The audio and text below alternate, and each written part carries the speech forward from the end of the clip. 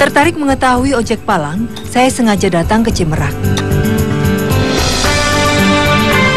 Di tengah jalan saya berjumpa dengan Kosasih, Ara, dan Dayat.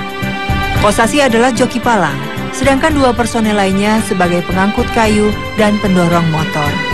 Akibat hujan yang turun terus-menerus, membuat Kosasih tak mau ambil resiko bekerja seorang diri di medan yang diprediksi licin. Jalan setapak ini adalah medan yang akan dilewati kami nanti. Jalan tanah pekat yang membuat badan tidak seimbang saat dipijak. Saya memilih untuk berjalan kaki hingga ke tempat tujuan. Jika tidak licin, ojek Palang bisa mengangkut penumpang hingga 4 orang. 15 menit berjalan, akhirnya kami sampai di tempat pengambilan kayu. Satu persatu batang kayu mulai dioper ke atas palang motor yang tersedia di kanan kiri jok. Kayu harus ditata rapi, dan yang terpenting, berat kayu di dua sisi harus seimbang.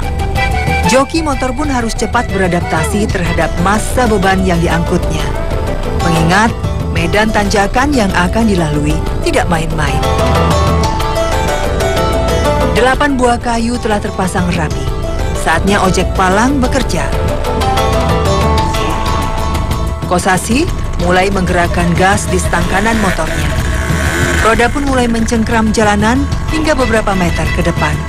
Melewati tanjakan terjal dengan jalur yang hanya cukup untuk roda ban motor ternyata tidak mudah. Baru melaju hitungan detik, ban motor sudah tak mampu lagi bergerak mulus. Jika sudah begini, Kosasih harus segera memegang rem agar motor tidak tercungkir.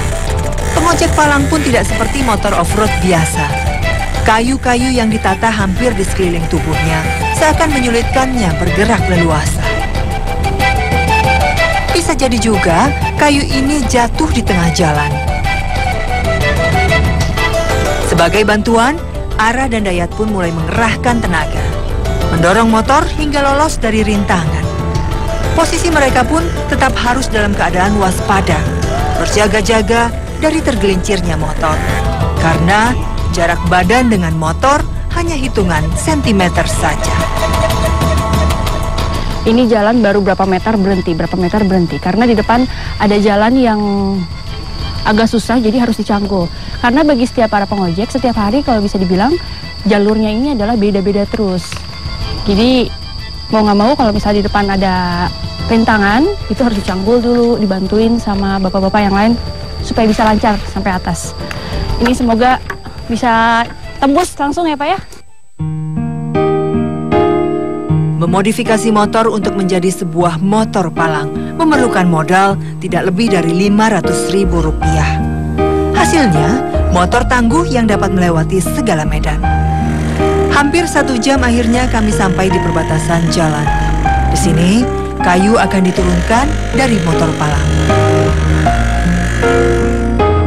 Kayu lalu dioper ke dalam mobil truk.